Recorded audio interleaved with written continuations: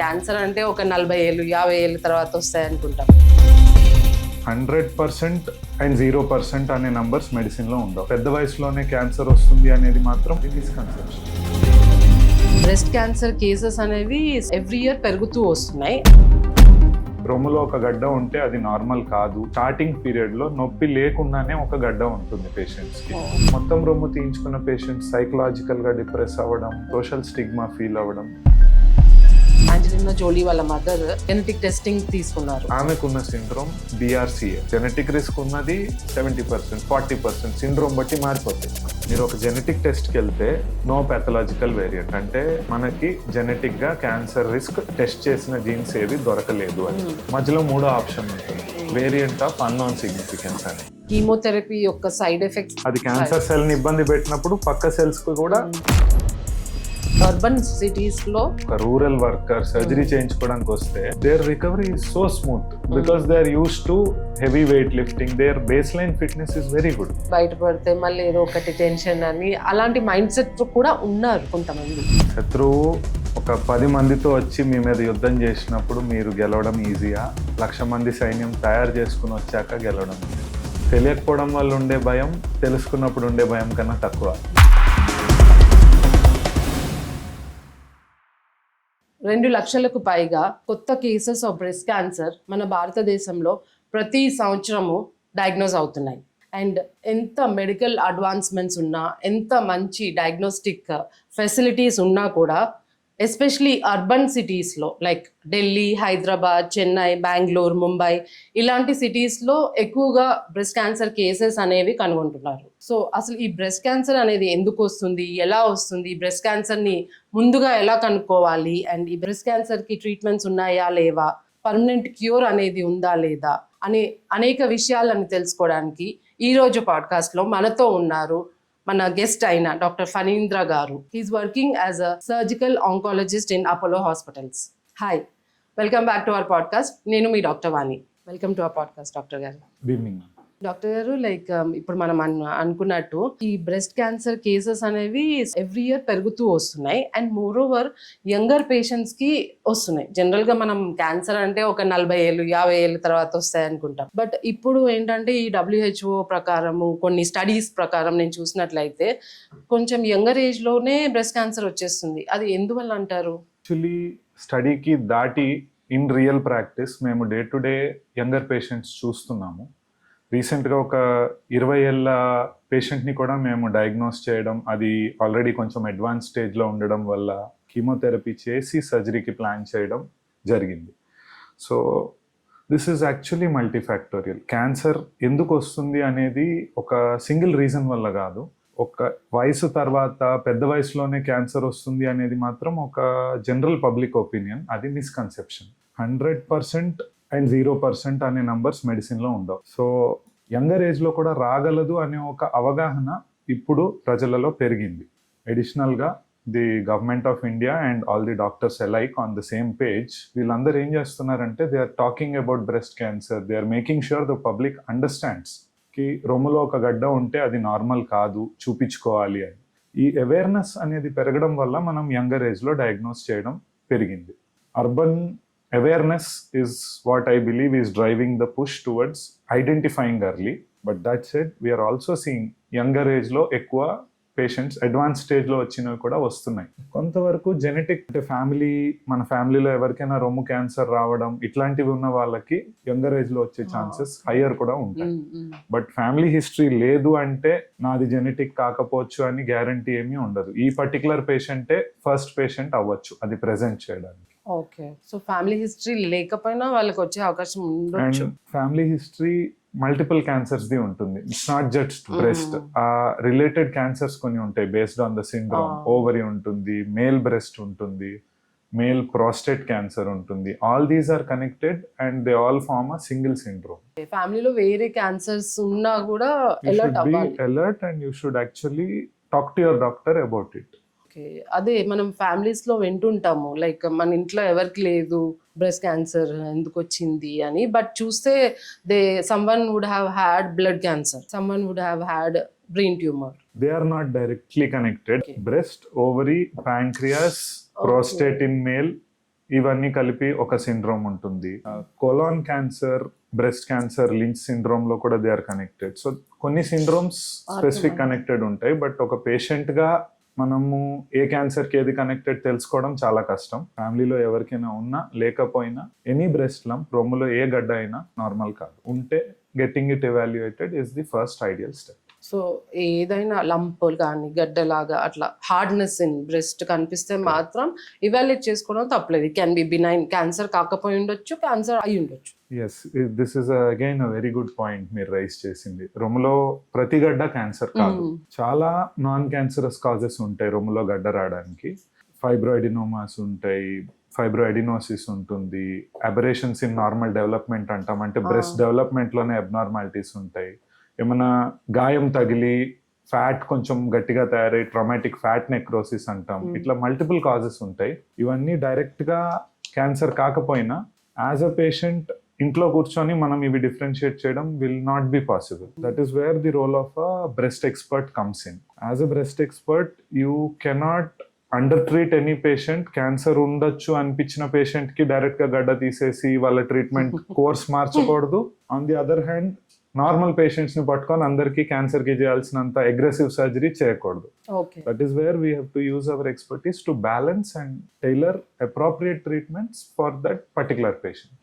ఎలా అవసరం ఉందో అలా మ్యాచ్ చేయాలి. అండ్ ఇంకోటి చాలా మంది ఇలా క్యాన్సర్ అయితే నొప్పి లేని గడ్డలు అట్లా అంటారు. సో అసలు ఈ బ్రెస్ట్ క్యాన్సర్ అనేది పెయిన్ఫుల్ ఉంటుందా, నొప్పి ఉండదా? So again most times early breast క్యాన్సర్లో, అంటే రొమ్ము క్యాన్సర్ మొదలైన స్టార్టింగ్ పీరియడ్లో నొప్పి లేకుండానే ఒక గడ్డ ఉంటుంది పేషెంట్స్కి. మేము ఒక సర్వే చేసాము ఇన్ 100 బ్రెస్ట్ క్యాన్సర్ పేషెంట్స్. మీకు బ్రెస్ట్ క్యాన్సర్ గురించి ఎంత తెలుసు అనే అవగాహన కోసం ఆల్రెడీ క్యాన్సర్ వచ్చిన పేషెంట్స్ని అడిగిన ప్రశ్నలు ఇవి. అందులో 70% మంది నొప్పి లేదు కాబట్టి మేము హాస్పిటల్కి రావట్లేదు, నొప్పి ఉంటేనే క్యాన్సర్ అనే ఒక మిస్కన్సెప్షన్లో అప్పటికీ ఉండే. ఇది 2023లో చేసిన study. And these are patients in urban Hyderabad in a cancer hospital. Second thing ఏంటంటే, పెయిన్ రావాలి అంటే ఆ ట్యూమర్ పక్కనున్న నరాల్ని కానీ పక్కనున్న నార్మల్ అవయవాల్ని కానీ ఒత్తి ప్రెషర్ కాజ్ చేసినప్పుడు లేదా వాటిలోకి చొచ్చుకుపోయి ఇన్ఫిల్ట్రేట్ అయినప్పుడు పెయిన్ వస్తుంది. That is sign of advanced disease. Pain వచ్చేదాకా ఆగేసరికి it is already in a higher stage. Just to emphasize, pain లేకపోయినా లంప్స్ ఆర్ ఇంపార్టెంట్. లంప్ ఉంటే you are suppose to get it evaluated. So నొప్పి ఉన్నా లేకపోయినా compulsory, some lump ఉంటే మాత్రం compulsory evaluate చేయించుకో. అదేం కాకపోవచ్చు, but that the surgeon or the oncologist has to finalise. You have to get evaluate. So ఈ ఒక లంప్ కాకుండా ఇంకేదైనా సైన్స్ ఉంటాయా డాక్టర్ గారు? లైక్ అంటే ఈ బ్రెస్ట్ క్యాన్సర్ ఎలా కనుక్కోవాలి ఎర్లీగా? Breast is a surface organ, అంటే బయట సర్ఫేస్ మీద ఉండే అవయవం కాబట్టి లంప్ వచ్చే ముందు మిగతా సిమ్టమ్స్ చాలా అరుదుగా కనిపిస్తాయి, ఉంటాయి. Nipple discharge, bloody nipple discharge అంటే రక్తం కలిసిన డిశ్చార్జ్ రొమ్ము ద్వారా రావడం. అప్పుడప్పుడు డక్ట్ ఎక్టేషియా లాంటి వేరే బినైన్ కండిషన్స్ లో గ్రీనిష్ డిశ్చార్జ్, పస్ లాంటి discharge. These are other things. Any nipple discharge should be evaluated. గడ్డ షుడ్ బి ఎవాల్యుయేటెడ్. పెయిన్, చాలా మంది పెయిన్ తో patients do come. This is rare for cancer, but there are some breast conditions which present with pain. Okay.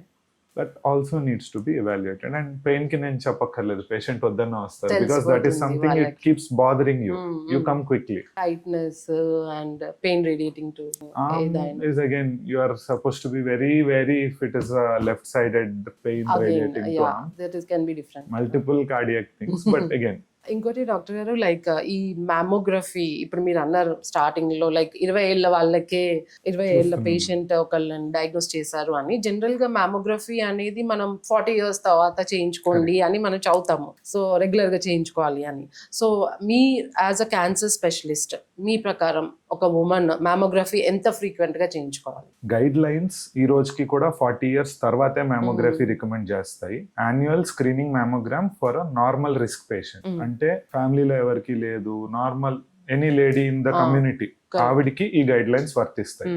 40 ఏళ్ల నుంచి సంవత్సరానికి ఒకసారి 75 years దాకా చేయించుకోవచ్చు. ఆఫ్టర్ 55 ఆల్టర్నేట్ ఇయర్స్ కి కూడా కొన్ని కంట్రీస్ లో guide lines, like American cancer society వాళ్ళు ఆల్టర్నేట్ ఇయర్స్ కూడా 55 తర్వాత ఆప్షన్ ఇస్తారు. 40 to 45 కూడా కొన్ని గైడ్ లైన్స్ ఆప్షనల్ అంటాయి, కొన్ని గైడ్ లైన్స్ 40కే స్టార్ట్ చేయమంటాయి. మేము 20లో చూసింది it's still out of the normal.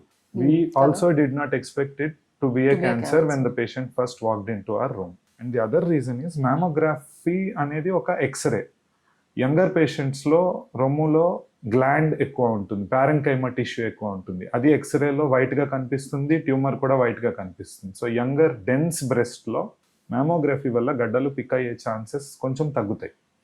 Once you cross 40 ఈ గ్లాండ్ కాంపోనెంట్ తగ్గి ఫ్యాట్ కాంపోనెంట్ పెరుగుతుంది. Then things become all fat becomes black and picking up lumps, picking up abnormalities in that in a mammogram becomes much easier. మనకి ఈ normal risk కాకుండా higher risk members ఉంటే, like family history ఉంది, మనకి proven genetic syndrome ఉంది, ఇట్లాంటి వాళ్ళకి screening MRIs younger ఏజ్లో based on their risk, based on the family మెంబర్కి ఏ ఏజ్లో డయాగ్నోజ్ అయింది, వీటి మీద 30 అండ్ ఇంకా యంగర్ స్టార్ట్ చేసిన కూడా ఉంటాయి.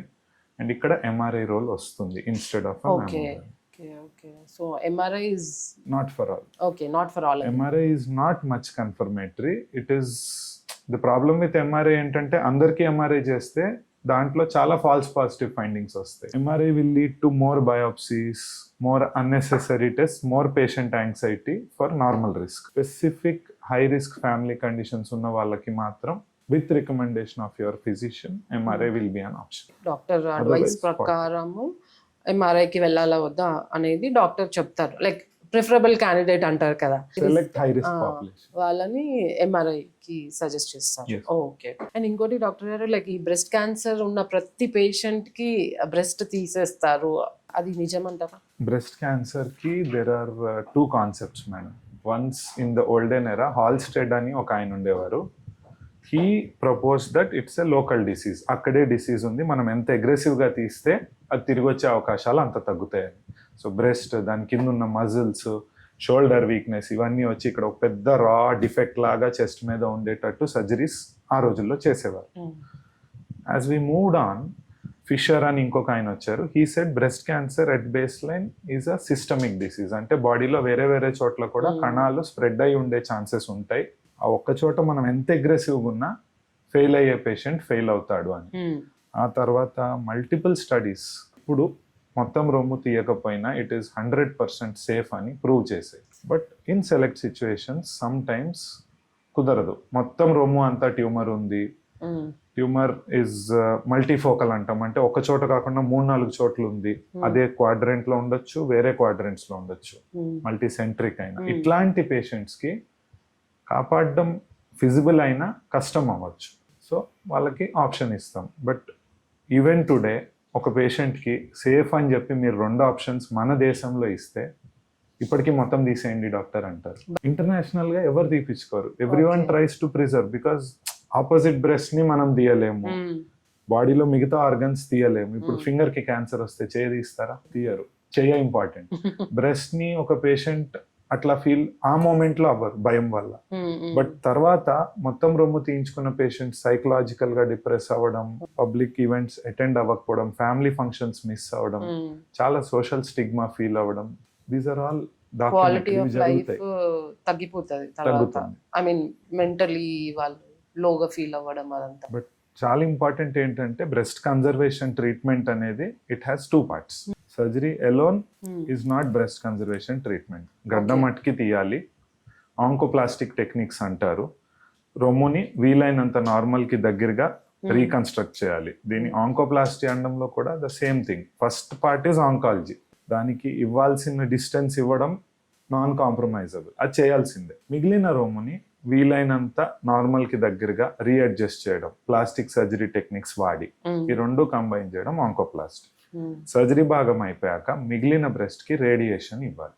2 ట్రీట్మెంట్స్ కంప్లీట్ చేసిన వాళ్ళకి వ్యాధి తిరిగి వచ్చే రిస్క్ మొత్తం తీపించుకున్న పేషెంట్ తో సమానంగా ఉంటుంది, no difference. But radiation miss చేసిన పేషెంట్ కి it goes almost 8 to 10 times increase. Okay.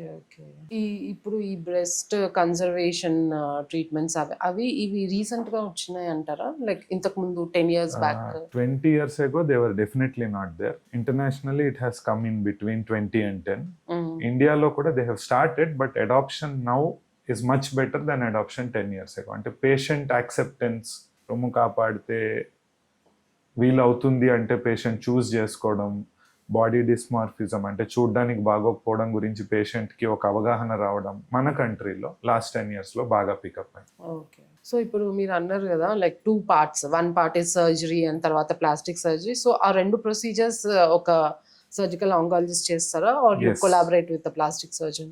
Both depending on the defect size. గడ్డ తీసేసిన తర్వాత లెస్ దాన్ 20% చిన్న డిఫెక్ట్ ఉంటే దాన్ని ప్రైమరీగా పక్కనున్న బ్రెస్ట్ టిష్యూ కొంచెం మొబిలైజ్ చేసి క్లోజ్ చేయొచ్చు. We can come out with a cosmetic outcome. దీనికి most surgical oncologist will be trained in basic oncoplasty. Second step will be flaps, అంటే వేరే చోట నుంచి స్కిన్, మజిల్, టిష్యూ తీసుకొచ్చి ఆ కండ తీసుకొచ్చి ఈ భాగంలో రంధ్రం పూడ్చడానికి వేయడం. ఇందులో కూడా రీజనల్ ఫ్లాప్స్ అని ఉంటాయి, అంటే ఆ పక్కనున్న బ్లడ్ వెజల్స్ మీద బేస్ చేసుకొని తీసుకొచ్చేది. Okay. For this plastic surgeons are also capable of doing it in a team with us.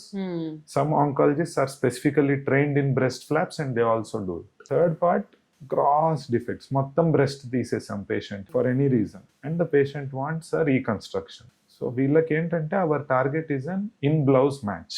Blouse లోపల ఆపోజిట్ సైడ్ తో మ్యాచ్ ఉండాలి. సో దానికోసం ఫ్రీ ఫ్లాప్స్ తొడ మీద నుంచి కానీ కింద పొట్ట మీద నుంచి కానీ కండ మొత్తాన్ని తీసుకొచ్చి మైక్రోవాస్కులర్ ఎనాస్టమోసిస్ అంటారు.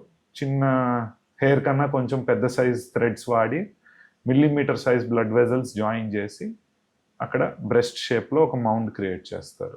ఇది ప్లాస్టిక్ సర్జన్స్ ప్రిఫరబ్లీ చేస్తే బెటర్ ఉంటుంది. Okay. So depending on complexity oncologist alone నుంచి collaboration with plastic as and when required. చాలా చాలా అడ్వాన్స్మెంట్స్ వచ్చేసినాయి even in breast cancer. Like radiotherapy, మామూలుగా మనం క్యాన్సర్ అంటే ఓన్లీ రేడియోథెరపీ, కీమోథెరపీ లేదంటే టోటల్ మాస్టెక్టమీ అట్లా అనుకుంటాము. బట్ ఇట్లా అడ్వాన్స్మెంట్స్, కన్జర్వేషన్, మళ్ళీ ఇంప్లాంట్స్ అని అవన్నీ లేటెస్ట్ చాలా వచ్చినాయి.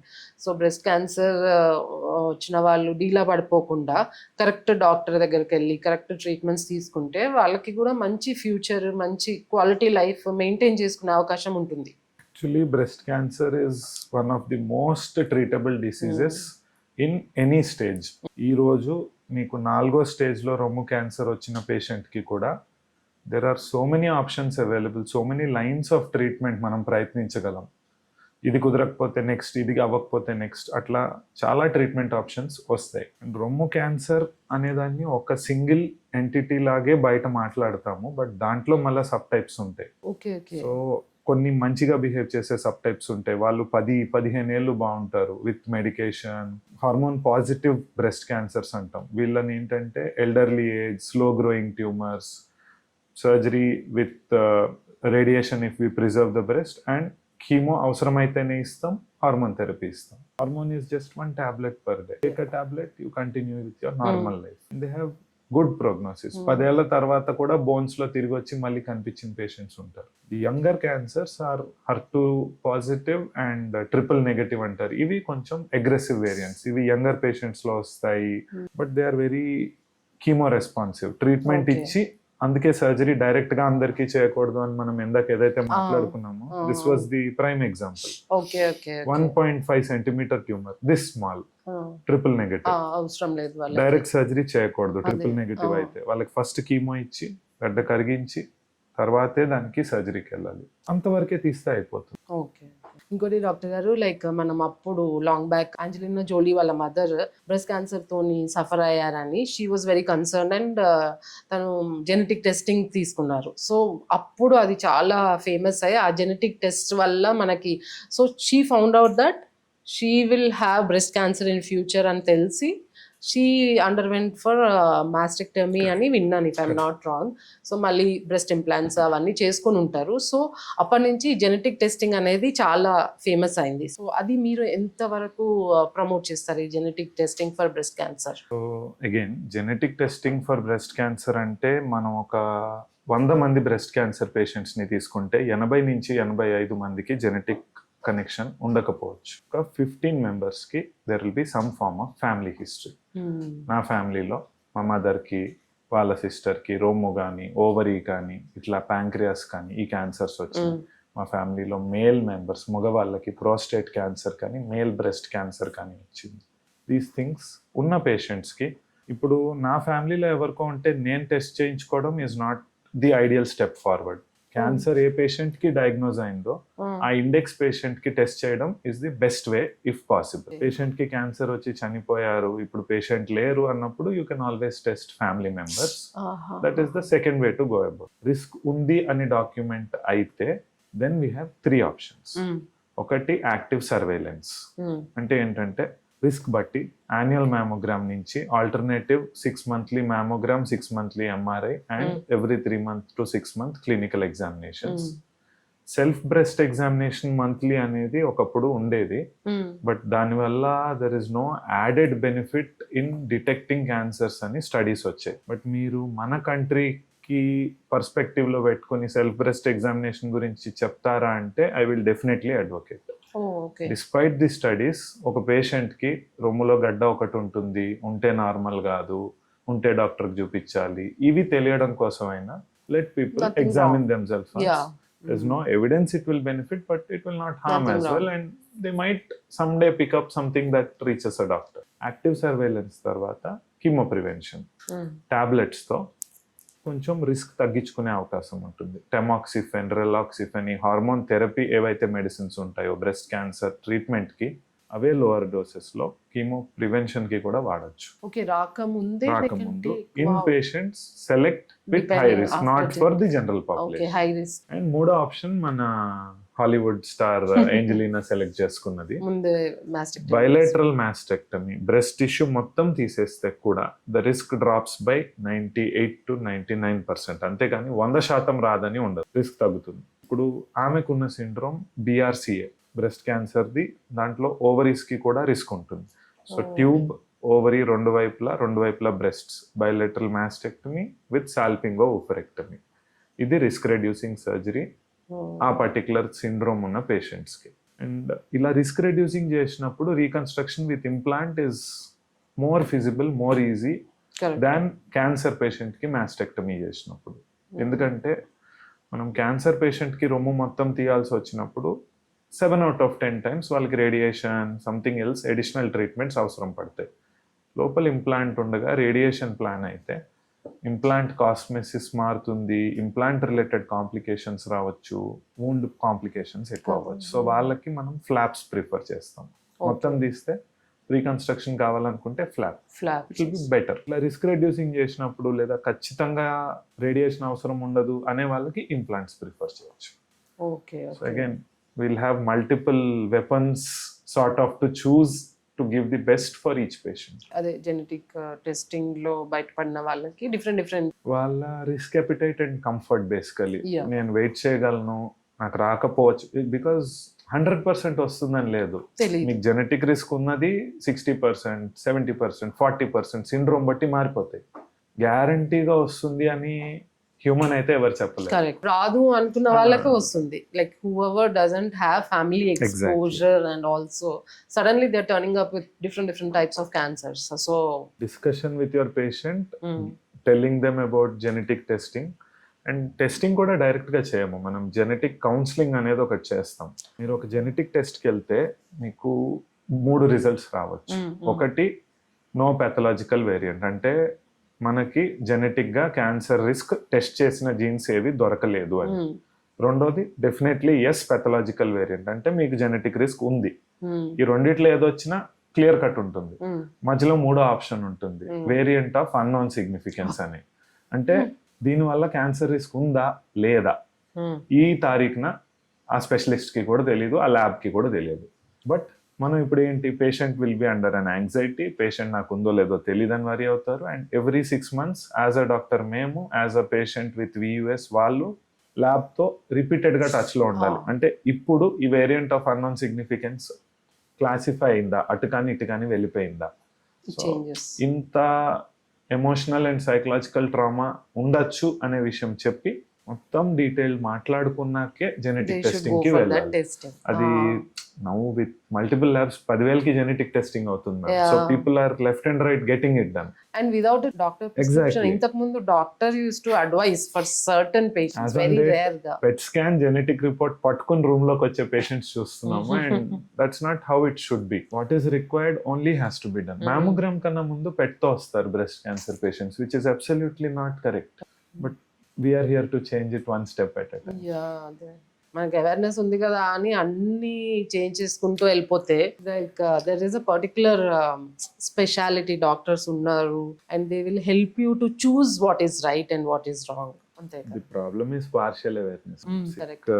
Even I have a camera, even I can take a video at my house, but the person who is shooting us right now is an expert in his field. Correct Everything has to be taken to the appropriate person for the best result. And moreover medical అంటే it's your life కొంచెం అటు ఇటు అయినా కూడా you can suffer with lifelong problems కూడా they can be a chance even There is a lot at 1%, stake. Yeah 1% people suffer అయినా కూడా they can be suffering lifelong so it's better like you have availability of doctors everywhere around you it's better to take their advice Indians are actually very lucky that way.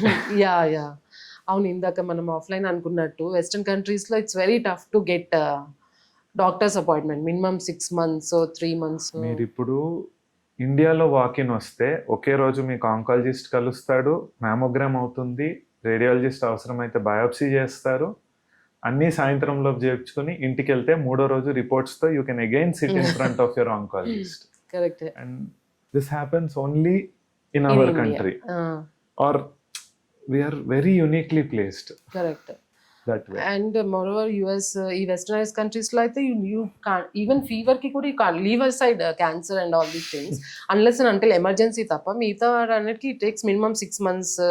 కొంతమందికి అయితే 1 year పడుతుందంట appointment రావడానికి. Like somebody needed an endocrinologist appointment in UK. So 1 year పట్టిందంట వాళ్ళకి to diagnose the ప్రాబ్లమో ఏదో అవన్నీ. So ఇక్కడ మనం 1 hour waiting ఉంటేనే patients will get So we are working to bridge this gap, madam. We are working on something. We'll come out with it soon. Okay We are trying to make this talent pool of Indian doctors reach out to places where the patient actually requires them.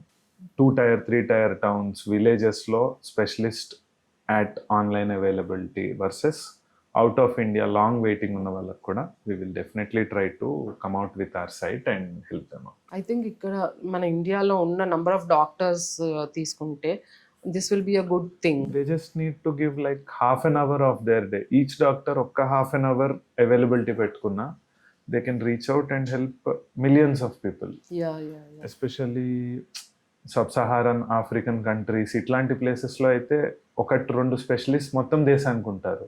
వాళ్ళకి even the doctor some times feels నేను దీన్ని ఎవరితో discuss చేయగలిగితే నా పేషెంట్కి help అవుతుంది అని. వాళ్ళకు ఒక ఆపర్చునిటీ ప్రొవైడ్ చేస్తే that will definitely help them further. ఇప్పుడు అన్ని గ్లోబలైజేషన్ అయినట్టు ఐ థింక్ ఈ డాక్టర్స్ మెడికల్ ఫెసిలిటీస్ కూడా గ్లోబలైజ్ అయిపోయి even outpatient consultation also you should not అంటే లైట్గా తీసుకోవద్దు. సో అంటే జనరల్గా ఐపీ అయితేనే ఈ మెడికల్ టూరిజంలో people are coming here.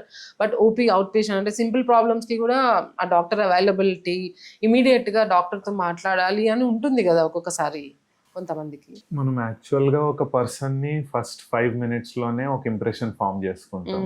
So out patient will always be the most deciding point as to a person trusting you versus not trusting you. Correct correct inpatient మీద concentrate చేసి నేను OP చూడను అనేది it is like a person who is swimming without actually learning how to swim. మీరు out పేషెంట్లో చాలా points patient చెప్పేవి pickup చేస్తే టెస్ట్ల కన్నా ముందే మీకు డయాగ్నోసిస్ స్టేజింగ్ అర్థం అవ్వదు. That is actually the most important step of surgery.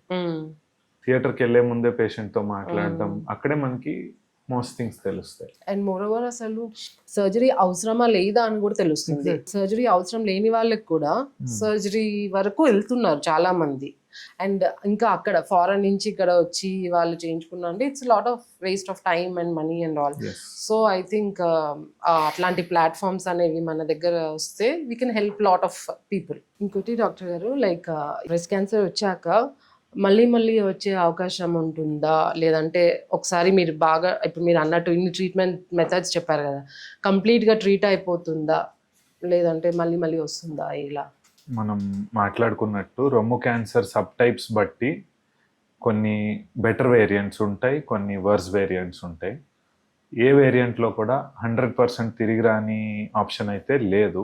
తిరిగి వచ్చే కొంతమంది ఎవరో మనకు తెలియరు కాబట్టి ప్రతి పేషెంట్ని మనం ఫాలోఅప్లో పెట్టుకుంటాం.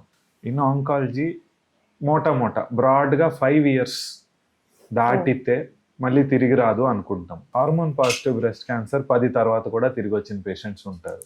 సో మనం ఫస్ట్ 2 years వెరీ ఇంటెన్సివ్గా ఫాలోఅప్ చేస్తాం. 3 నెలలకు ఒకసారి చెకప్కి పిలుస్తాము. మ్యామోగ్రామ్ ఆల్టర్నేట్ 6 monthly చేపిస్తాం లేదా యాన్యువల్ చేపిస్తాం బేస్డ్ ఆన్ దేర్ రిస్క్. ఒక అల్ట్రాసౌండ్ లేదా కొన్ని బేసిక్ క్లినికల్ ఎగ్జామినేషన్ ఇవి చూసుకుంటాం.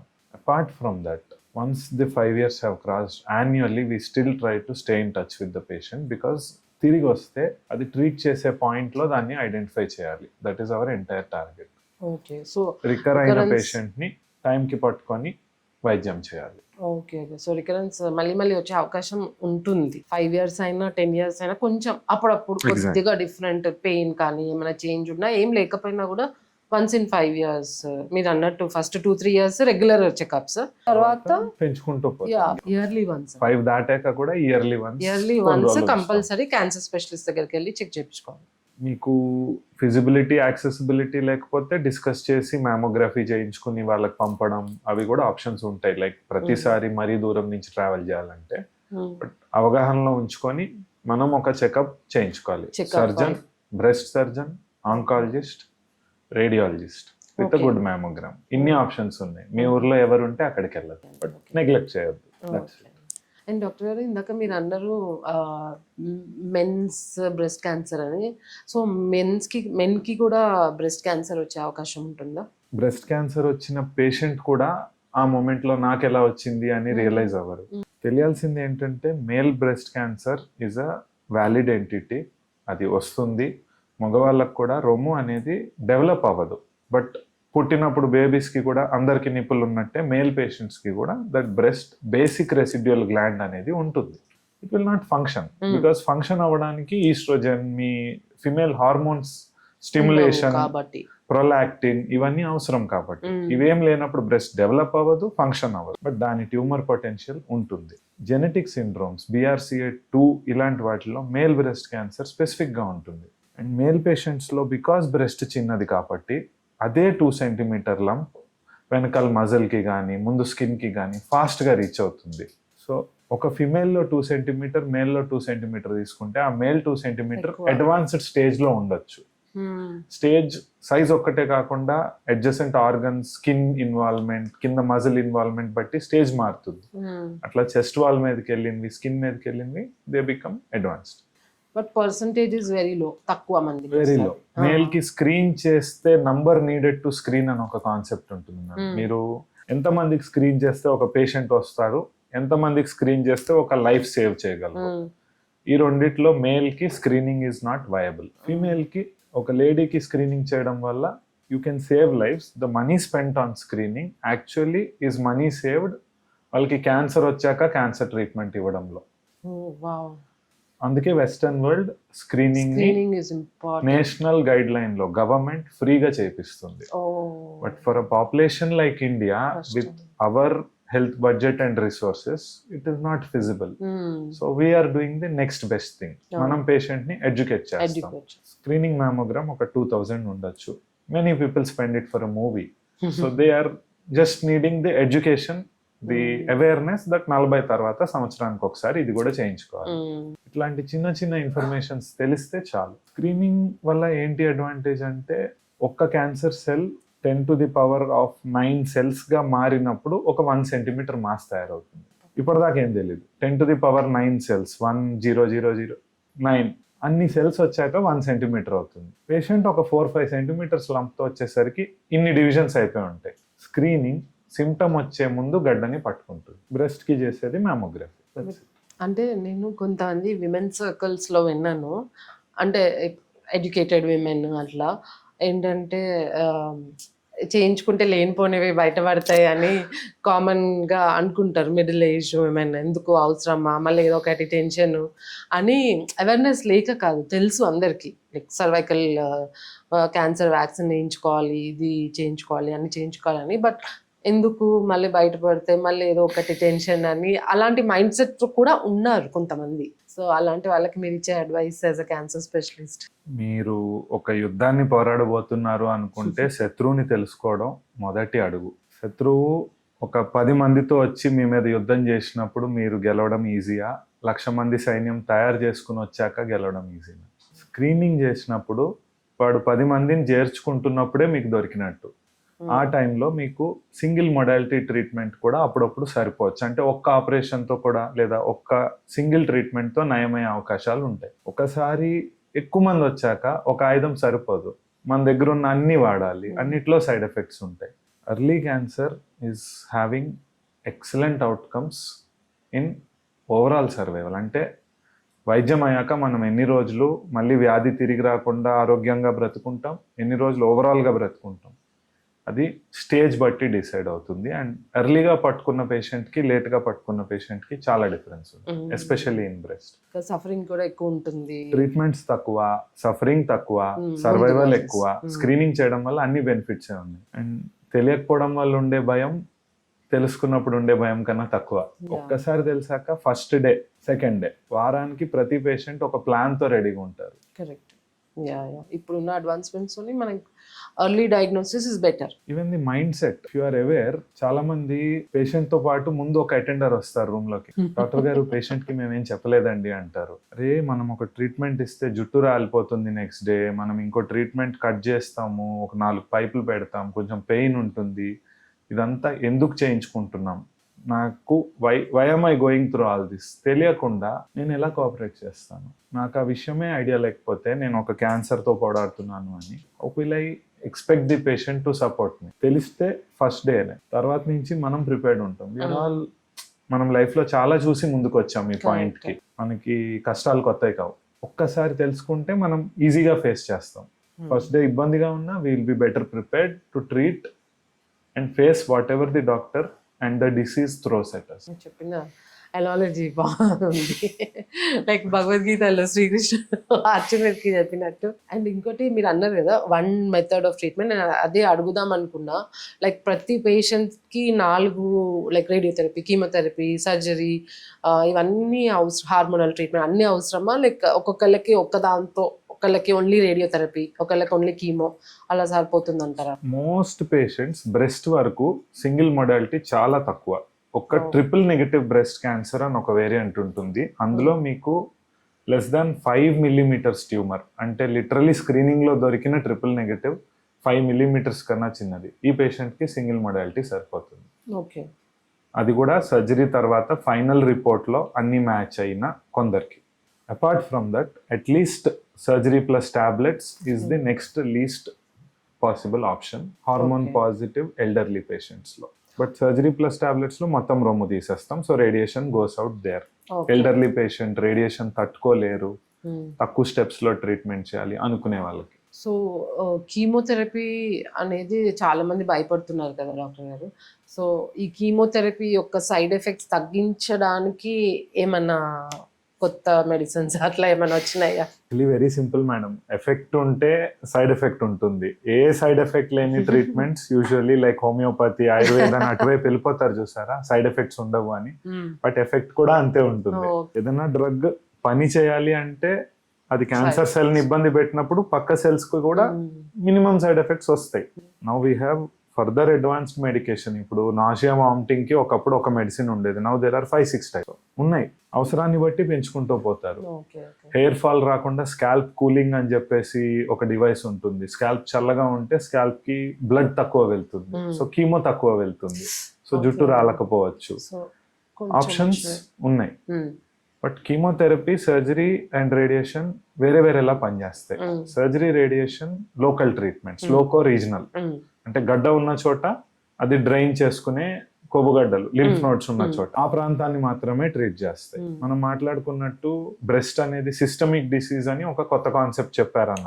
ఆ కంటికి కనపడని క్యాన్సర్ కణాలు రక్తంలో ఉండేది లేదా ఉండే అవకాశం ఉన్న వాటిని టార్గెట్ చేసేది కీమోథెరపీ. సో బాడీ మొత్తం స్ప్రెడ్ అవ్వకుండా ఉండాలి. ఈ మెటాస్టేసిస్ అంటాం కదా, ఒక క్యాన్సర్ ఇంకా మొత్తం బాడీలో స్ప్రెడ్ అయ్యాక మళ్ళీ పెరిగినప్పుడు దట్ ఈస్ మెటాస్టాసిస్. పెరగకుండా కంటికి కనపడని సైజ్ లో ఉన్నది మైక్రో మెటాస్టాసిస్. అది అవాయిడ్ చేయడానికి అవి టార్గెట్ చేసేది కీమో. లేదా అనే రిస్క్ మన ఫైనల్ రిపోర్ట్ చెప్తుంది సర్జరీ తీసిన తర్వాత. సో కీమో యొక్క సైడ్ ఎఫెక్ట్స్ ఎంత ఉన్నా కూడా దాని లాభాలు ఆర్ మోర్ ఎగ్జాక్ట్లీ. సో అందుకనే కీమోథెరపీ అనేది మనకి డాక్టర్స్ ఇస్తుంటారు. కొన్ని టైప్స్ లో ఈ HER2 ట్రిపుల్ నెగటివ్ పేషెంట్స్ బాగా కీమో రెస్పాన్సివ్ ఉంటారు. వీళ్ళకి డైరెక్ట్ సర్జరీ చేయకూడదని మనం మాట్లాడుకున్నాం కదా. కీమో ఇచ్చాక పూర్తిగా గడ్డ కరిగిపోయి వస్తారు. సో ఇటువంటి పేషెంట్స్ కి మనం గడ్డ మధ్యలో ఒక చిన్న క్లిప్ పెడతాం మెటల్ది.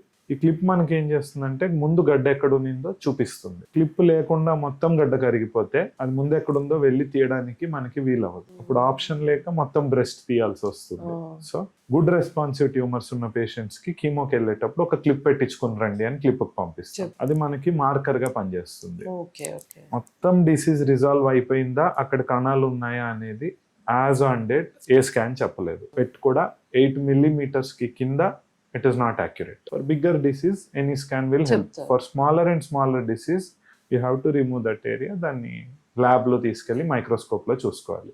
కంప్లీట్ రెస్పాన్స్ వచ్చిన పేషెంట్స్కి వ్యాధి తిరిగి వచ్చే అవకాశాలు తక్కువ ఉంటాయి. సో ఆ రెస్పాన్స్ వచ్చిందా లేదా అది తెలుసుకోవడానికైనా ఆ చిన్న సర్జరీ, ఆ క్లిప్ బయటకు తీయడం, ఆ క్లిప్ ఉన్న ఏరియా తీయడం బికమ్ మ్యాండేటరీ.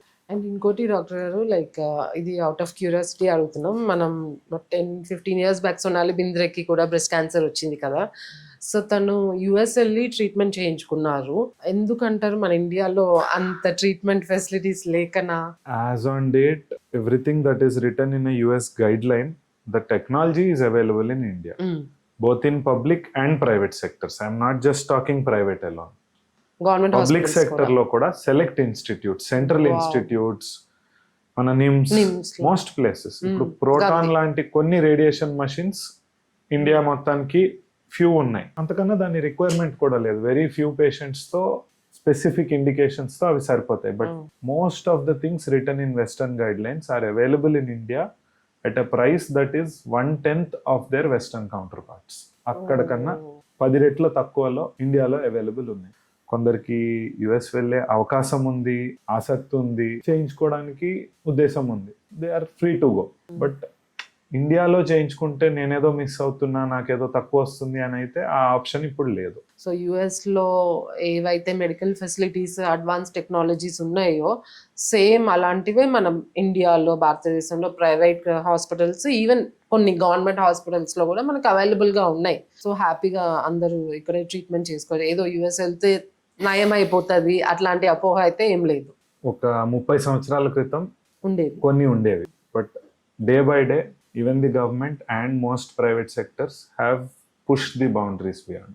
తీసుకొచ్చారు ఇండియా కానీ యాజ్ ఆన్ డేట్ ఆ డిఫరెన్స్ అయితే ఇప్పుడు లేదు. అండ్ ఇప్పుడు వాళ్ళే ఇక్కడికి రావడం జరుగుతుంది. అదే నేను అదే అందాం అనుకున్నా.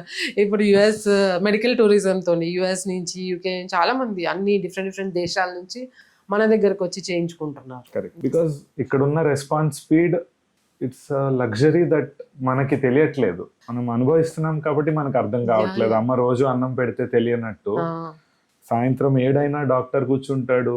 మా సర్జరీ 7:30కి అయింది, పేషెంట్ డోర్ దగ్గర ఉంటే నో చెప్పైతే పోము, ఆయన్ని చూసే పోతాం. 5ంటికి నువ్వు బయట ఉన్నా నా టైం అయిందని క్లాక్అవుట్ చేసి వెళ్ళిపోతారు వెస్ట్ లో. So there is a lot of cultural upbringing which prevent us from doing that. మనం అలా పెరగలేదు. ఇక్కడ ఏంటంటే ఆయన ఇబ్బందిలో ఉన్నాడు, సరే నా పర్సనల్ టైం 10 నిమిషాలు పోయినా ఆయనకి ఏదో చేసి పంపిద్దాం, ఇంతసేపు కూర్చున్నాడు అనే ఉద్దేశం మన కల్చర్ లో ఉంది. అవును, అది అంటే అది మనకున్న ఫెసిలిటీస్ కి we should be proud of. Definitely ఉన్న మెడికల్ ఫెసిలిటీస్ అవన్నీ. And skill also, the skill అంటే స్కిల్ ఎందుకు అంటే బికాస్ ఇండియన్ డాక్టర్స్ మనకున్న ఇండియాలో ఉండే population, number of patients, number of disease exposure అనేది చాలా ఎక్కువ. సో ఆటోమేటిక్గా ఎవ్రీ డాక్టర్కి స్కిల్ అనేది చాలా వచ్చేస్తుంది. టెక్నికల్ స్కిల్స్ అనేవి they develop by practice. Numbers needed to treat, learning curve ఉంటుంది. మనం ఒక సర్జరీ 30 సార్లు చేస్తే 31వ ఆయన దాన్ని చాలా కంఫర్టబుల్ గా చేయగలరు. వెస్టర్న్ వరల్డ్ లో అదే 30 సర్జరీస్ రీచ్ అయ్యేసరికి ఎన్ని రోజులు పడుతుందో దానికి 1/10 టైంలో ఇక్కడ 30 క్యాజువల్ గా అయిపోతాయి. బికాస్ అంతమంది పేషెంట్స్ ఉన్నారు. If we just give them the time required, our patient is the best teacher for any doctor in our country. And doctor గారు, లైక్ నేను చదివేటప్పుడు ఐ సా లైక్ ఈ అర్బన్ సిటీస్ లో breast cancer ఎక్కువ అవుతుంది అని. So మనకున్న ఈ ప్రాసెస్డ్ ఫుడ్ అండ్ ఈ ఇర్రెగ్యులర్ లైఫ్ స్టైల్ వీటి వల్ల కూడా బ్రెస్ట్ క్యాన్సర్ ఇంక్రీజ్ అవుతుందని అంటారా? మనం లైఫ్ స్టైల్ మాడిఫికేషన్ అంటాం కదా మేడం. బ్రెస్ట్ క్యాన్సర్ లో మనం మార్చగలిగిన ఆస్పెక్ట్ ఇది ఒక్కటే మన కంట్రోల్లో ఉన్నది. Okay okay. Diet, exercise, obesity, ఈ మూడే మన కంట్రోల్లో ఉండేవి. Fatty foods, ultra processed foods risk పెంచుతాయి. ఫ్యాట్ ఎన్రిచ్డ్ ఫుడ్ అయితే పెంచుతుంది. ఒబేసిటీ రిస్క్ ఇంక్రీజ్ చేస్తుంది. సెడెంటరీ లైఫ్ స్టైల్ బ్రెస్ట్ ఒకటే కాదు, మల్టిపుల్ అదర్ క్యాన్సర్స్కి రిస్క్ పెంచుతుంది. ఫైబర్ రిచ్ డైట్ బ్రెస్ట్కి కాకపోయినా కోలాన్ క్యాన్సర్కి రిస్క్ తగ్గిస్తుంది. సో ఇలా మన కంట్రోల్లో మనం మార్చగలిగింది, క్యాన్సర్ ప్రివెంట్ చేయడానికి చేయగలిగేవి రెండే: screening, life style. Okay. But ఈ బ్లింకిట్ కానీ స్విగ్గీ కానీ they make it very difficult ఒక లైఫ్ స్టైల్ మార్చడానికి. ఇప్పుడు మనం ఫోన్ ఇప్పితే ఫస్ట్ 10 నిమిషాల్లో ఫుడ్ వస్తుంది, అంబులెన్స్ వచ్చినా రాకపోయినా. అట్లా లైఫ్ స్టైల్ మార్చడం మన చుట్టూతా కష్టం అయిపోయింది. మనం అందులో నుంచి బయటకు వచ్చి ఒక విల్ పవర్ తో నేను ఈ రోజు ఇది చేయాలి అని డిసైడ్ అయ్యి చేసుకుంటూ పోవాలి. That is the only way far. So ఇది దీస్ ప్లే అ రోల్ అంటారు అయితే. ఈ unhealthy diet, processed food cancer రాకుండా కాపాడుతాయి, అండ్ క్యాన్సర్ ఉన్న వాళ్ళకి కూడా రికరెన్స్ రాకుండా కాపాడే అవకాశం ఉంటుంది అంటారు కొంచెం. మీ జనరల్ హెల్త్ బాగుంటే మీరు ట్రీట్మెంట్ బెటర్ తీసుకోగలుగుతారు. ట్రీట్మెంట్ సైడ్ ఎఫెక్ట్స్ తగ్గుతాయి, టాలరబిలిటీ పెరుగుతుంది. ఇప్పుడు రొమ్ము కాని క్యాన్సర్స్ కి మనం పొట్టలోకి వెళ్తే పేగుకు సంబంధించి ఏమైనా చేసాము, వాళ్ళ బేస్ లైన్ న్యూట్రిషనల్ స్టేటస్, వాళ్ళ వూండ్ హీలింగ్ ని, వాళ్ళ రికవరీని మొత్తం డిఫైన్ చేస్తుంది. మీరు ప్రోటీన్ రిచ్ డైట్ తీసుకుంటున్నారు, డైలీ ఎక్సర్సైజ్ చేస్తున్నారు, డీప్ బ్రీదింగ్ చేస్తున్నారు, యూ కమ్అట్ స్మూత్, వెంటనే బయటకు వస్తారు వారంలో. ఇవేమి చేయని పేషెంట్ ఇబ్బంది పడి 2 సార్లు ఐసీయూకి వెళ్ళి 4 సార్లు ఆక్సిజన్ పెట్టించుకొని బయటకు వస్తారు. Some we lose in the fight because their baseline status, their reserve to tolerate తక్కువ ఉంటుంది. అండ్ ఈ ఒబెసిటీ అంటే లావుగా ఉండడం అది కూడా బ్రెస్ట్ క్యాన్సర్ కి like it will cause breast cancer ఎర్లీయా? It's not a direct relation, but relative risk అంటారు. రిస్క్ 1.5 టైమ్స్ పెరుగుతుంది. ఒక నార్మల్ పేషెంట్ కి 100లో ఒకరికి వస్తే ఒబీస్ పేషెంట్ కి 100లో 1.5 to 2% వస్తుంది. రిలేటివ్ రిస్క్ పెరుగుతుంది 30 to 50% పెరిగినట్టు. బట్ ఇప్పుడు చాలా మంది డాక్టర్ దగ్గరికి వెళ్ళాను, నువ్వు లావు ఉన్నావు అని బాడీ షేమింగ్ చేశారు, నేను ఇంకెప్పుడు ఆ డాక్టర్ దగ్గరికి వెళ్ళను అంటారు. మెడిసిన్ మనకి పేషెంట్ కి ప్రాబ్లం కాజ్ చేసేవి, ఫ్యూచర్ లో ప్రాబ్లం కాజ్ చేయగలిగేవి గుర్తించడం నేర్పించింది. మనం గత 15 ఏళ్ళగా ఇది ట్రైన్ అయ్యి ఈ రోజు ఇక్కడ కూర్చొని మీరు నేను మాట్లాడుతున్నాం. మీరు కూడా you have gone through the same thing. మనం పేషెంట్ కి రిస్క్ అనిపిస్తేనే చెప్పాలి, బాడీ షేమింగ్ లా కాకుండా in a gentle way that they understand, make sure that they realize it has harmful effects. Cancer అనే కాదు, మల్టిపుల్ హెల్త్ ఇష్యూస్ ఒబెసిటీ వల్ల. దాని నుంచి ఎట్లా బయటపడాలో ఒక సొల్యూషన్ దాకా తీసుకెళ్లడం మన పని for any accepting patient. Okay. So weight management, balanced weight, ఇవన్నీ కూడా ఇంపార్టెంట్ వెన్ క్యాన్సర్ అంటే వాళ్ళ ఫ్యామిలీలో ఎవరికైనా క్యాన్సర్ ఉన్నా కూడా if they are like overweight అట్లా కూడా కొంచెం అలార్మింగ్గా తీసుకొని వాళ్ళ వెయిట్ మీద వర్క్ చేయడం బెటర్ అంటారు. మేము ఇది అబ్జర్వ్ చేసాం, లైక్ ఒక డైలీ వేజ్ లేబరర్ లేదా ఒక రూరల్ వర్కర్ సర్జరీ చేయించుకోవడానికి వస్తే their recovery is so smooth because they are use to heavy weight lifting, their baseline fitness is very good. ఒక సెడెంటరీ లైఫ్ స్టైల్ నుంచి బయటపడాలి. That is the first step towards health for any person. I should actually do it myself. Sedentary అంటే ఇప్పుడున్న situations, urbanise lifestyle again, that is the reason like ఎంత advance technologies అంతా ఉన్నా కూడా urban people are getting more and more sick because of our sedentary lifestyle. మీరు అన్నట్టు ఇందాక బ్లింకిట్, ఇవన్నీ Swiggy, everything is coming to you. Earlier we had to get ready, go out, get our groceries అన్నీ తెచ్చుకోవాల్సి వచ్చేది. సో వాకింగ్ ఇండైరెక్ట్గా అయిపోయేది. But ఇప్పుడు నోబడీ ఈజ్ వాకింగ్, ఏదో కావాలని జిమ్ క్లోత్స్ వేసుకొని వెళ్ళాల్సి వస్తుంది. So we are paying for exercise which we can get for free. If it is possible, we should get back to our olden days. At least konni parts of our life, disciplined life aina, we can get back to those things. And Dr. Garu, like this smoking and alcohol kuda chaala mandi, even ee rojulla common, women also are smoking and having alcohol. So does daniki kuda emana direct link unda breast cancer ki? Alcohol yes, smoking no. Breast cancer రాదు smoking వల్ల అనే ఒక point విని I do not want the audience to take home a message that smoking is good. There are at least more than 10 cancers which are directly linked with smoking, which are far more. రొమ్ము cancer కన్నా ప్రాణాంతకమైన cancers చాలా ఉన్నాయి. ఏరో digestive tract అంటారు, ఆహారం తీసుకునే నోరు దగ్గర నుంచి ఊపిరితిత్తులు, అన్నవాహిక, స్వరపేటిక, stomach, pancreas, kidney, urinary bladder, cervix, ఇన్ని క్యాన్సర్స్ స్మోకింగ్తో లింక్డ్ ఉన్నాయి. ఒక్క బ్రెస్ట్ క్యాన్సర్కి ప్రూవ్ చేయలేకపోయారు, but that doesn't mean smoking is good. Alcohol రొమ్ము క్యాన్సర్ రిస్క్ అయితే పెంచుతుంది. Okay.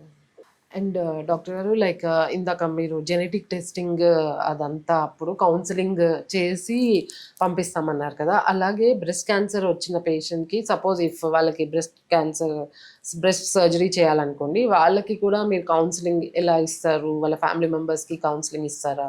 This is the most important step madam. మీరు ఇప్పుడు చాలా రిలవెంట్ టాపిక్ ఎత్తారు.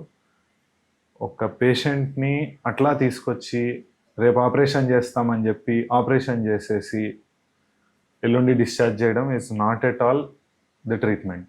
ఫస్ట్ ఆఫ్ ఆల్ వాళ్ళకి డయాగ్నోసిస్ ఏంటో ఎక్స్ప్లెయిన్ చేసేటప్పుడు మనం కూర్చోబెట్టాలి. బ్రేకింగ్ బ్యాడ్ న్యూస్ అంటాం. ఒక రూమ్లో కూర్చోబెట్టి కొంచెం పీస్ఫుల్ ఎన్విరాన్మెంట్ క్రియేట్ చేసి ఇన్ అ జెంటిల్ వే, మీకు పలానా ప్రాబ్లం ఉంది, do not worry, it is treatable, ఈ స్టేజ్లో ఉంది. Stage again is a subjective thing, చెప్పకపోయినా ఓకే, మీకు so and so treatment options ఈ ఆర్డర్లో ఇవ్వాల్సి ఉంటుంది, దీనివల్ల మీ అవుట్కమ్స్ ఇలా ఉంటాయి, ఇవన్నీ చెప్పి వాళ్ళకి ప్రాసెస్ చేయడానికి ఒక టైం ఇచ్చి 1 డే ఇంటికి వెళ్ళి ఆలోచించుకుంటాను. బికాస్ క్యాన్సర్ అనే మాట వినగానే next half an hour mind blank ఉంటుంది. That is normal. పేషెంట్కి టైం ఇచ్చి ఇంటికి వెళ్ళి డౌట్స్ ఆలోచించుకుని రేపు మళ్ళా రండి అంటే 8 out of 10 patients come with చాలా కరెక్ట్ క్వశ్చన్స్, వ్యాలిడ్ డౌట్స్. ఇది అవసరం సార్, ఇది ఎందుకు చేస్తున్నారు, ఇట్లా చేస్తే పర్వాలేదా, నాకు చిన్న కిడ్స్ ఉన్నారు, ఎన్ని రోజులు సర్వైవల్ ఉండొచ్చు. ఆ మూమెంట్లో ఎవరికి ఇవన్నీ గుర్తురావు. ఒక్క టైం ఇచ్చి మళ్ళీ వాళ్ళతో ఇంకొకసారి డిస్కస్ చేసి మనం చేసే ప్లాన్ చెప్తే చాలా మెడికల్ మిస్అండర్స్టాండింగ్స్ తగ్గుతాయి. ఇప్పుడు కన్సెంట్ డాక్యుమెంటేషన్ అందరు చేస్తారు. కొన్ని సంవత్సరాల క్రితం కిడ్నీ తీసేశారు డాక్టర్ అని చెప్పి పెద్ద గొడవ అయింది ఒక పెద్ద హాస్పిటల్లో. తర్వాత డాక్టర్ గారు సర్క్యులేట్ కూడా చేశారు, ఆ కన్సెంట్ ఫామ్ కిడ్నీ తీస్తామని రాసున్నది, అండ్ చూస్తే అది కిడ్నీ క్యాన్సర్ ఒక స్టేజ్ దాటాక కిడ్నీయే తీయాలి. బట్ ప్రాబబ్లీ ఆ వర్బల్ కమ్యూనికేషన్, పేషెంట్తో కూర్చొని మాట్లాడడం మిస్ అయి ఉండొచ్చు. కౌన్సిలింగ్, డాక్యుమెంట్స్ కన్నా కౌన్సిలింగ్ ముఖ్యం. మన పేషెంట్కి వాళ్ళ శరీరంతో మనం వైద్యం ద్వారా ఏం చేస్తున్నామో తెలుసుకునే 100% హక్కు ఉంది. ఒక కాలంలో ఇవన్నీ చేయలేదంటే భయపడి కరెక్ట్ ట్రీట్మెంట్ నుంచి పేషెంట్ పారిపోతున్నారని అప్పట్లో చేయలేదు, అండ్ అప్పట్లో అది బాగానే వర్కౌట్ అయింది. బికాస్ 50 ఏళ్ల క్రితం అవగాహన లేదు, ఇప్పుడు ఎడ్యుకేటెడ్ ఉన్నారు. నేను ఎడ్యుకేటెడ్ కాకపోయినా నా ఫ్యామిలీలో కొడుకు కానీ కూతురు కానీ ఎవరో ఒకళ్ళు ఎడ్యుకేటెడ్ ఉంటారు. Our job is to find them, sit with them and explain. అర్థం కాని పేషెంట్కి కూడా సింప్లెస్ట్ లాంగ్వేజ్లో చెప్పాలి. సో ఈ కౌన్సిలింగ్ అనేది చాలా ఇంపార్టెంట్. బ్రెస్ట్లో ముఖ్యంగా బ్రెస్ట్ కన్జర్వేషన్ అయితే కౌన్సిలింగ్ తర్వాతే జరుగుతుంది. బికాస్ తిరిగి వచ్చే రిస్క్ మొత్తం తీసినా ఉంటుంది. బట్ బ్రెస్ట్ కన్జర్వేషన్ చేసిన పేషెంట్కి బై ఛాన్స్ తిరిగి వస్తే మీరు ఆ రోజు మొత్తం తీయలేదు కాబట్టి తిరిగి వచ్చిందని వాళ్ళు ఒక మెంటల్గా బాధపడతారు. చాలా కూర్చోబెట్టి డీటెయిల్డ్గా మాట్లాడుకున్నాకే ముందుకెళ్ళాలి ట్రీట్మెంట్. సో ఈ ప్రాసెస్లో ఇప్పుడు మీరే కౌన్సిలింగ్ చేస్తారా, లేదంటే ఎవరైనా సైకియాట్రిస్ట్, సైకాలజిస్ట్ కూడా ఉంటారా, టీమ్ ఆఫ్ డాక్టర్స్ లాగా? క్లినికల్ సైకాలజిస్ట్ రోల్ ఉంటుంది, బట్ ఫర్ ఎవ్రీ పేషెంట్ మనం ఒక క్లినికల్ సైకాలజిస్ట్ని ఇన్వాల్వ్ చేయడం it has not yet happened in our country. As on date ఆ బాధ్యత కూడా మేమే వహిస్తాం. స్టేజ్ 4 పేషెంట్స్, మనం ట్రీట్మెంట్ లైన్స్ కంప్లీట్ అయిపోతున్నాయి, వాళ్ళు డిప్రెషన్లోకి వెళ్తున్నారు, ఇట్లాంటి పేషెంట్స్కి క్లినికల్ సైకాలజిస్ట్ కొంచెం ముందే ఇన్వాల్వ్ అయితే it will help them very much. And ఇప్పుడు ఈ 2025-2026 ఈ టైంలో అంటే గత లాస్ట్ 10 yearsలో లేని ట్రీట్మెంట్స్ ఇప్పుడు ఏమున్నాయి, ఏమన్నా కొత్తగా వచ్చినాయి అంటారా? సో ఆంకోప్లాస్టీ ఈజ్ న్యూ, మనం మాట్లాడుకున్నట్టే oncology plus plastic surgery combine చేయడం. ఫ్లాప్ రీకన్స్ట్రక్షన్స్ ఇంతకు ముందు జస్ట్ గాయం క్లోజ్ చేయడానికి ఉండేవి, ఇప్పుడు దాన్ని కాస్మెసిస్, ఇన్ బ్లౌజ్ మ్యాచ్ అని మనం మాట్లాడుకున్నట్టు ఆపోజిట్ రొమ్ముకి దగ్గరగా తీసుకురావడానికి బెటర్గా ఇంప్రూవ్ అయ్యాయి. ఇమ్యూనోథెరపీ అని ఒక కొత్త రకమైన థెరపీ వచ్చింది. ఇదేం చేస్తుందంటే మన బాడీ ఇమ్యూన్ సిస్టమ్, మన శరీరంలో ఉన్న డిఫెన్స్ మెకానిజంని, క్యాన్సర్ కణాలని శత్రువులుగా గుర్తించేలాగా మాడిఫై చేసి మన ఇమ్యూన్ సిస్టమ్తోనే క్యాన్సర్ని చంపిస్తుంది. And this is a very new advancement, and ఇది ఆల్మోస్ట్ అన్ని క్యాన్సర్స్లో చాలా మంచి రిజల్ట్స్ ఇస్తుంది. ఓకే, అంటే ఇప్పుడు వాళ్ళ రెగ్యులర్ ట్రీట్మెంట్ తో పాటు ఇది కూడా ఇస్తారు. ఇది కంబైన్ చేస్తున్నారు. Very nice. So recurrence rate తక్కువ వస్తుంది. కరెక్ట్, రికరెన్స్ రేట్స్ తగ్గుతాయి, అడ్వాన్స్డ్ డిసీజ్ లో ష్రింకేజ్ రెస్పాన్స్ పెరుగుతుంది. In some patients where it is stage 4 ఎక్కువ రోజులు మంచిగా పేషెంట్ ముందుకెళ్తారు. ప్రతి స్టేజ్ లో ఆల్మోస్ట్ వాటి రోల్ అనేది ఇప్పుడు వచ్చింది. ఓకే. అండ్ ఇది ఏఐ రోబోటిక్ సర్జరీస్ ఇవి ఎలా యూజ్ చేస్తున్నారు మీరు? AI in surgery, there is still some time to go. As on date, radiologist కి AI చాలా హెల్ప్ అయితే it has incorporated into their life. ఒక స్కాన్ ని AI తో స్క్రీన్ చేపించి ఇనిషియల్ గా ఎర్రర్స్ ఐడెంటిఫై చేసి one of the AIIMS in our country has started it on a pilot basis study లాగా. ఇండియన్ ఎయిమ్స్ ఒక ఎయిమ్స్ బ్రాంచ్ లో ఫస్ట్ రిపోర్ట్ AI ఇస్తుంది, ఫైనల్ రిపోర్ట్ రేడియాలజిస్ట్ ఇస్తాడు. That way 2 things are being checked and end of the day AI falls positives ఇవ్వగలదు. So false positive అంటే అవసరం లేని needle test, అవసరం లేని యాంగ్జైటీ ఒక రేడియాలజిస్ట్ సూపర్విజన్ లోనే అట్ ప్రెసెంట్ నడుస్తుంది. In surgery AI will help in training the next generation. మన చిన్నప్పుడు మాకు వచ్చిన ట్రైనింగ్ డైరెక్ట్ పేషెంట్ మీద, మాకు ఒక టెక్స్ట్ బుక్ లో ఒక 2D ఫోటో ఉంటుంది, డైరెక్ట్ పేషెంట్ చూస్తాం, అవతల ఆయన చేస్తున్నప్పుడు మనం చూస్తాం. బట్ ఇప్పుడు AI వల్ల ఏమవుతుందంటే మనం ఒక AI పేషెంట్ క్రియేట్ చేసుకొని AI ఈ మోషన్ గేమింగ్ లాగా మోషన్ సర్జరీస్ అవన్నీ this is where the future is. And complex surgeries లో ప్లానింగ్ కి కూడా AI కెన్ హెల్ప్ అస్. వేరే ఇమేజెస్ ని 3D రీకన్స్ట్రక్ట్ చేసుకోవడం, 3D printing, it's not exactly AI but it's new technology. Tumour 3D printing చేసుకుని ఇక్కడ గడ్డు ఉంది దీన్ని ఇక్కడ కట్ చేయొచ్చు అని బయట ఒకసారి ప్లాన్ చేసుకోవడం వీటికి హెల్ప్ అవుతుంది. Coming to robotics, breast robotic surgery is there, but because it's a surface procedure, not many people perform it. Okay. Breast reconstruction చేస్తున్నాము, లైక్ ఈ జెనెటిక్ సిండ్రోమ్ పేషెంట్ కి బ్రెస్ట్ మొత్తం తీసి ఇంప్లాంట్ పెడుతున్నాము, నాకు స్కార్ కనపడొద్దు, వాళ్ళకి there are options where we can go in with a robot, remove the breast and reconstruct, but it is practiced very selectively. Cancer ki kanna preventive surgeries, risk reducing surgeries lo it is much more comfortable for breast. పొట్ట లోపల and chest లోపల in other places cancer కి and for everything robotics is now regularly used. ఇది కొంతమందికి women ఇప్పుడు career oriented అట్లా అయిపోయి pregnancy డిలేగా plan చేసుకుంటున్నారు. సో ఈ ప్రెగ్నెన్సీ అనేది డిలేడ్ గా ప్లాన్ చేసుకోవడం వల్ల వాళ్ళకి బ్రెస్ట్ క్యాన్సర్ వచ్చే అవకాశం ఏమైనా ఉందా? రొమ్ము క్యాన్సర్ మరియు యూటిరైన్ క్యాన్సర్ అంటే ఎండోమెట్రియం క్యాన్సర్, ఈ రెండిటికి ఒక పెక్యులియర్ ఫీచర్ ఉంది. వీటిది ఏంటంటే మనం ఎన్ని సంవత్సరాలు ఈస్ట్రోజన్ కి ఎక్స్పోజ్ అవుతామో అన్అపోజ్డ్ గా అన్ని సంవత్సరాల్లో మన రిస్క్ పెరుగుతూ వస్తుంది. సో దీనికి ఉన్న డైరెక్ట్ కాజెస్ ఏంటి? చిన్నప్పుడు త్వరగా పెద్ద మనిషి అవ్వడం, ఎర్లీ మెనార్కీ, మెనోపాజ్ లేట్ అవ్వడం, late menopause, and pregnancy delay అవ్వడం. ప్రెగ్నెన్సీ అనేది ఏంటంటే మన మంత్లీ ఈస్ట్రోజన్ ఎక్స్పోజర్ కి ఒక బ్రేక్. ప్రెగ్నెన్సీ వచ్చినప్పుడు 9 months ప్లస్ తర్వాత ఫ్యూ మోర్ మంత్స్ ఆల్మోస్ట్ ఒక 1 year బ్రేక్ వస్తుంది. దాని మీద బ్రెస్ట్ ఫీడింగ్ చేసిన వాళ్ళకి బ్రెస్ట్ ఫీడింగ్ చేస్తున్నంత సేపు కూడా మళ్ళీ బ్రేక్ కంటిన్యూ అవుతుంది. Pregnancy before 30 versus after 30 there is a definite risk పెరుగుతుంది రొమ్ము క్యాన్సర్కి అయితే. అలా అని ఇప్పుడు కెరియర్ ముఖ్యమే, లైఫ్ ముఖ్యమే, IVF కానీ ఫర్టిలిటీ ట్రీట్మెంట్స్ కానీ ఇవి డైరెక్ట్గా దీన్నైతే ఇంపాక్ట్ చేయవు, రొమ్ము క్యాన్సర్ రిస్క్ వాటి వల్ల పెరగదు. బట్ ఇవన్నీ తీసుకునే పేషెంట్స్ 30 తర్వాతే అక్కడికి వెళ్తారు. సో ఈ ఎక్స్పోజ్డ్ ఈస్ట్రోజన్ వల్ల ఆ రిస్క్ ఆల్రెడీ కొంచెం వాళ్ళకి పెరిగి ఉంటుంది. ఓకే, ఇది నాకు తెలియదు. Like the more your body is exposed to estrogen, అది unopposed estrogen మనకి మధ్యలో progesterone. So indirectly pregnancy is protecting you from breast cancer. Early pregnancy, number of pregnancies, ఎన్ని సంవత్సరాలు బ్రెస్ట్ ఫీడింగ్ ఇచ్చాము, at the end of menopause మళ్ళీ ఆ hormone replacement tablets, కొందరు ఇప్పుడు హార్ట్ ఫ్లషెస్ అని, మెనోపాజల్ సింటమ్స్ అని వీటికి హార్మోన్ రీప్లేస్మెంట్ వేసుకుంటారు. హార్మోన్ రీప్లేస్మెంట్ కూడా ఈస్ట్రోజన్. సో అక్కడ కూడా మళ్ళీ ఈ రిస్క్స్ అనేవి పెరుగుతాయి. ప్రెగ్నెన్సీస్ తగ్గడం వల్ల బ్రెస్ట్ క్యాన్సర్స్ పెరుగుతాయి. అండ్ ఇంకోటి కొంతమంది ఈ ఓసీ పిల్స్ వేసుకుంటారు విమెన్, అదే ప్రెగ్నెన్సీ రాకుండా ఓరల్ కాంట్రసెప్టివ్స్. సో దాని వల్ల కూడా రిస్క్ ఉంటుంది అంటారా? కరెంట్ న్యూవర్ ఓరల్ కాంట్రసెప్టివ్స్ లో now we are using combined oral contraceptive pills. Oestrogen progesterone combinations ఉన్నాయి. ఓన్లీ ఈస్ట్రోజన్ పిల్స్ ఇప్పుడు సర్క్యులేషన్ లో లేవు. ఆ టైంలోనే దానివల్ల రిస్క్ ఉండేది. ఇప్పుడైతే ఓసీ పిల్స్ వల్ల కంబైన్డ్ వల్ల proven risk of breast cancer లేదు. Okay okay. So oral contraceptives అనేవి వేసుకోవచ్చు, తప్పేం లేదు. అంటే లైక్ దానివల్ల వాళ్ళకి వచ్చే బ్రెస్ట్ క్యాన్సర్ రిస్క్ అయితే లేదు. ఈ ప్రొజెస్ట్రాన్ ఇంప్లాంట్స్, మైరీనా ఇవి పీరియడ్స్ ఆగడానికి పెడతారు. వాటి వల్ల కూడా కొంత ప్రొటెక్టివ్ ఇది వస్తుంది. Okay, because it okay. Is progesterone again. So and ఇప్పుడు ఈ ఐవీఎఫ్ ఈ ఇక్సీ తీసుకునే వాళ్ళకి కూడా తక్కువ ఉంటుందా ఎక్కువ ఉంటుందా రిస్క్? స్పెసిఫిక్ ఐవీఎఫ్ చేసేటప్పుడు మనం ఓవ్యులేషన్ పెంచడం అంటే ఎగ్స్ బయటికి ఎక్కువ రావాలని చెప్పి హైపర్ ఈస్ట్రోజెనిక్ డోస్ ఇస్తాం. అదే but that is a single high surge. It's not a prolonged exposure. ఒక సింగిల్ హైయర్ సర్జ్ వల్ల డాక్యుమెంటెడ్ రిస్క్ అయితే ఇప్పుడు ఎవిడెన్స్ లో ప్రూవెన్ లేదు. ఐవీఎఫ్ చిల్డ్రన్ కావాలనుకున్న వాళ్ళు రొమ్ము క్యాన్సర్ అనే భయంతో అయితే ఇది మానుకోవాల్సిన అవసరం యాజ్ ఆన్ డేట్ లేదు.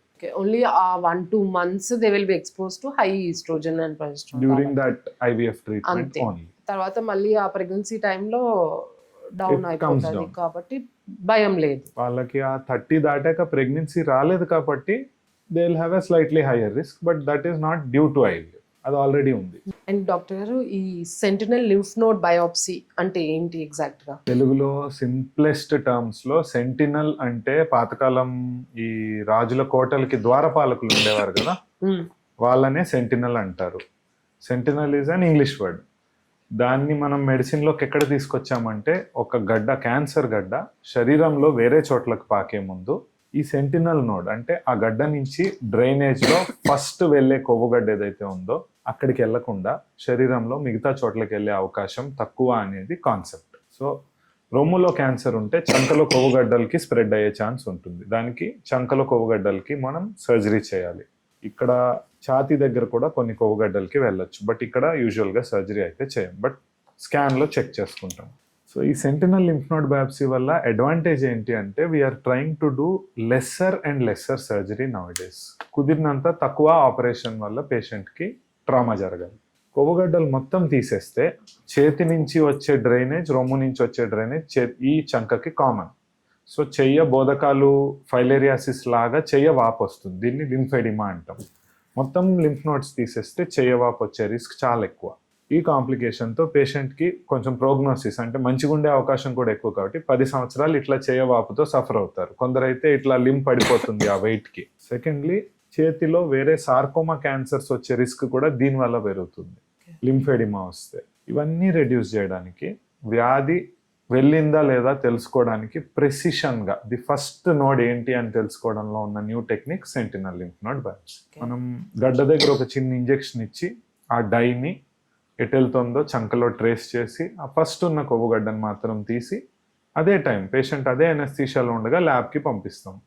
వాళ్ళు అక్కడ వ్యాధి ఉంది అని చెప్తే మిగతా కొవ్వుగడ్డలన్నిటినీ కూడా ట్రీట్ చేసి వచ్చేస్తాం. అక్కడికి చేరలేదు అంటే మిగతా వాటికి వెళ్ళుండదు అని సర్జికల్ మార్బిడిటీ ఆపేసి అవసరమైన పేషెంట్కి మాత్రమే చేసి అవసరం లేని వాళ్ళని ఈ కాంప్లికేషన్స్ నుంచి తప్పించే ప్రయత్నం చేయడం. ఆల్రెడీ కొవ్వుగడ్డల్లో వ్యాధి ఉన్న పేషెంట్కి ఇది బెనిఫిట్ అవ్వదు. సో కొవ్వుగడ్డలకి ముందే మనం చూస్తున్నప్పుడు స్కాన్లో కానీ ఎగ్జామినేషన్లో కానీ గడ్డలు ఉంటే they are already stage 3. Stage 3లో సెంటినల్ వెరీ సెలెక్ట్ కేసెస్లో ఒక్క గడ్డనే పెరిగింది, దాంట్లో మనం ముందే రొమ్ముకి వేసినట్టు క్లిప్ వేసి ఉంచాము, it is still under research. Stage 1, stage 2 ఉత్త గడ్డ రొమ్ములో మాత్రమే ఉండి కొవ్వుగడ్డలు, వీళ్ళకి sentinel has a definite role.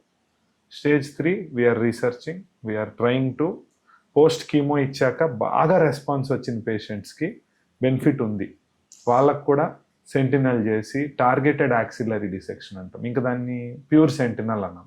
ఈ ముందు క్లిప్ పెట్టి వ్యాధి ఉన్న నోడ్ ఎలాగో తీస్తాం, అది కాకుండా సెంటినల్ చేస్తాం. ఇవన్నీ క్లియర్ వస్తే మిగతాది వదిలేసి బయటకు వస్తాం. టార్గెటెడ్ యాక్సిలరీ డిసెక్షన్ అంటారు. ఇవన్నీ కాంప్లికేషన్స్ తగ్గించడానికి. అండ్ ఇక్కడ మళ్ళీ వాళ్ళు అర్లీగా వస్తే ఇవన్నీ పాసిబుల్ అవుతాయి and better outcomes, better treatment outcomes, better life. Time of diagnosis మనం ఏ పాయింట్ లో గుర్తించామనేది it defines the entire course most of the times. త్వరగా దొరికితే తక్కువ సర్జరీ, తక్కువ ట్రీట్మెంట్స్, తక్కువ ఇబ్బంది. ఇది అందరు సర్జన్స్ చేస్తారండి sentinel lymph node biopsy? Like అన్ని హాస్పిటల్స్ లో అన్నిట్లో చేస్తారా? We need some technology for sentinels. The most basic form of single dye, ఒక ఇంజెక్షన్ తో ప్రతి చోట చేయడానికి వీలవుతుంది, provided the surgeon is trained for it.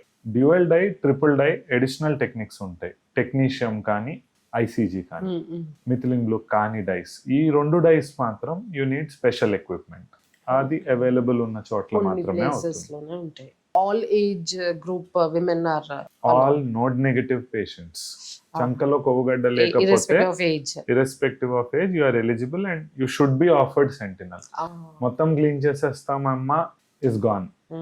ప్రతి పేషెంట్ కి వాళ్ళ ట్యూమర్ టైప్, వాళ్ళ డిసీజ్ బట్టి వాళ్ళ స్పెసిఫిక్ టైలర్ మేడ్ ప్లాన్ ఉండాలి. మీకు ముందు కీమో, ముందు సర్జరీ కూడా బయోప్సీ లేకుండా చెప్పకూడదు. Correct. Yeah, thank you doctor గారు, like for coming all the way and sharing all your insights. అంటే మీరు వర్కింగ్ అయి ఉండి కూడా ఒక వీకెండ్ సాటర్డే ఈవినింగ్ మీ వర్క్ కంప్లీట్ చేసుకొని లేట్ ఈవినింగ్ మా స్టూడియోకి వచ్చి చాలా క్లియర్గా, అంటే ద వే యూ ఎక్స్ప్లెయిన్డ్, జనరల్గా క్యాన్సర్ స్పెషలిస్ట్, సర్జికల్ ఆంకాలజిస్ట్ అంటే చాలా కాంప్లెక్స్గా ఆన్సర్స్ వస్తాయి అనుకున్నాను.